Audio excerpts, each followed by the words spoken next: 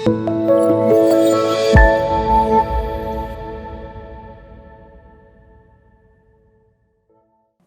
to Examiner Learning App. +1 English Discourse write-up ആണ് നമ്മളിന്ന് discuss ചെയ്യുന്നത്. അപ്പോൾ നമ്മുടെ എക്സാമിന് 6 മാർക്കിന് ചോദിക്കുന്ന ചോദ്യമാണ്. ഒരു 5 മിനിറ്റ് ശ്രദ്ധിച്ചു കഴിഞ്ഞാൽ ഈസി ആയിട്ട് നമുക്ക് ഈ മാർക്ക് സ്കോർ ചെയ്യാം. എങ്ങനെയാണ് നമുക്ക് നോക്കാം. അപ്പോൾ എന്തൊക്കെയാണ് നമ്മൾ ശ്രദ്ധിക്കേണ്ട കാര്യങ്ങൾ?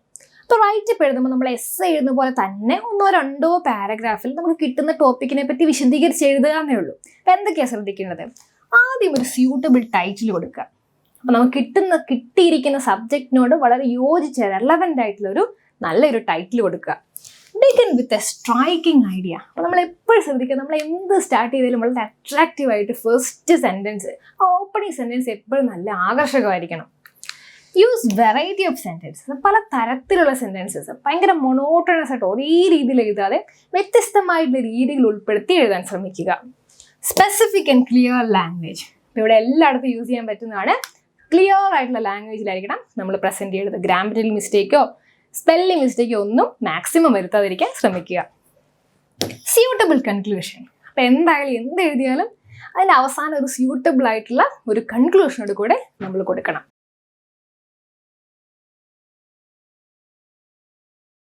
അപ്പോൾ ഈ എക്സാമ്പിളിൽ നമ്മൾ നോക്കിക്കഴിഞ്ഞാൽ എന്താണ്?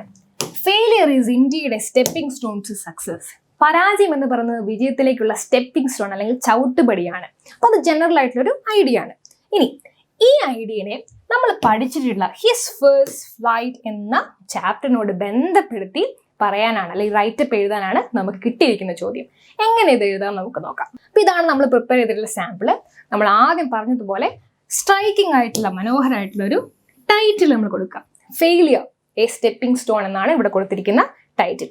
To lose one's heart upon a single failure is cowardly എന്ന് പറഞ്ഞിട്ട് വളരെ സ്ട്രൈക്കിംഗ് ആയിട്ടാണ് നമ്മുടെ സെൻറ്റൻസ് സ്റ്റാർട്ട് ചെയ്തിട്ടുള്ളത്. അപ്പോൾ നമുക്ക് തന്നിരിക്കുന്ന ജനറൽ ആയിട്ടുള്ള ഒരു കോൺസെപ്റ്റ് ഇല്ലേ, ആ ഫെയിലിയറിനെ പറ്റിയുള്ള, പരാജയത്തെ പറ്റിയുള്ള ആ കോൺസെപ്റ്റിനെ പറ്റി ആദ്യത്തെ പാരഗ്രാഫ് നമ്മൾ ജസ്റ്റ് ഒന്ന് എക്സ്പ്ലെയിൻ ചെയ്യാം. അതിനുശേഷം നമ്മുടെ പാഠവുമായിട്ട് ബന്ധപ്പെടുത്തി നമ്മൾ അടുത്ത പാരഗ്രാഫിൽ ആ ജനറൽ ടോപ്പിക്കിനെ ഇൻട്രൊഡ്യൂസ് ചെയ്യാം. അപ്പോൾ ഇത് രണ്ടുകൂടെ ബന്ധപ്പെടുത്തി ഈ failure is a stepping stone to success എന്നുള്ള ടോപ്പിക്ക് എങ്ങനെ നമുക്ക് നമ്മുടെ ഈ ചാപ്റ്ററിൽ അപ്ലൈ ചെയ്യാം എന്ന് നമ്മൾ വിശദീകരിച്ച് എഴുതുക. അപ്പോൾ 2 പാരഗ്രാഫിലൊക്കെ നമ്മുടെ റൈറ്റപ്പ് എഴുതിയാൽ മതിയോ. അതിനൊപ്പം അവസാനം സ്ട്രൈക്കിംഗ് ആയിട്ടുള്ള ഒരു കൺക്ലൂഷൻ കൊടുത്തു കഴിഞ്ഞാൽ നമ്മുടെ റൈറ്റപ്പ് റെഡിയാണ്. ഇനി വേറൊരു എക്സാമ്പിളൂടെ നമുക്ക് നോക്കാം.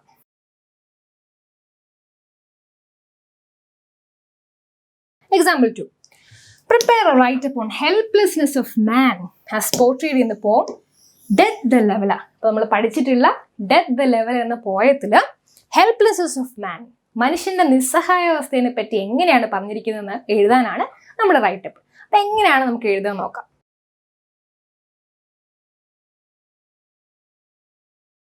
അപ്പം ആദ്യം തന്നെ നമ്മൾ ടൈറ്റിൽ കൊടുത്തിരിക്കുകയാണ് ഹെൽപ്ലെസ് മോർട്ടൽസ് എന്നുള്ള ടൈറ്റിൽ കൊടുത്തതിന് ശേഷം നമ്മൾ ബിഗിനിങ് നമ്മൾ സ്ട്രൈക്കിംഗ് ആയിട്ട് ഓപ്പണിംഗ് സെൻറ്റൻസ് നമ്മൾ സ്റ്റാർട്ട് ചെയ്യണം. അപ്പം ഡെത്ത് ലെവലിനെ പറ്റി, അതിൻ്റെ തീമിനെ പറ്റി ജസ്റ്റ് നമ്മൾ പറയുകയാണ്. അതിനുശേഷം ഈ ഹെൽപ്ലെസ്നെസ് ഓഫ് മാൻ അല്ലെങ്കിൽ മനുഷ്യൻ്റെ നിസ്സഹായാവസ്ഥ എങ്ങനെയാണ് ഈ പോയത്തിൽ പറഞ്ഞിരിക്കുന്നത് എന്ന് നമ്മൾ ഡീറ്റെയിൽ ആയിട്ട് 1-2 പാരഗ്രാഫിൽ എക്സ്പ്ലെയിൻ ചെയ്യാം. അതിനൊപ്പം തന്നെ അവസാനം ഒരു കൺക്ലൂഷനോട് കൊടുക്കുക. ഇപ്പോൾ എഴുതുമ്പോൾ സിമ്പിൾ ലാംഗ്വേജിൽ ഗ്രാമറ്റിക്കൽ മിസ്റ്റേക്കോ സ്പെല്ലിംഗ് മിസ്റ്റേക്കോ ഒന്നും ഇല്ലാതെ എഴുതാനായിട്ട് ശ്രമിക്കുക. അപ്പോൾ ഇത്തരം കാര്യങ്ങൾ ജസ്റ്റ് നമ്മൾ ശ്രദ്ധിച്ചാൽ തന്നെ നമുക്ക് ഈസി ആയിട്ട് 6 മാർക്ക് റൈറ്റപ്പിൽ സ്കോർ ചെയ്യാം.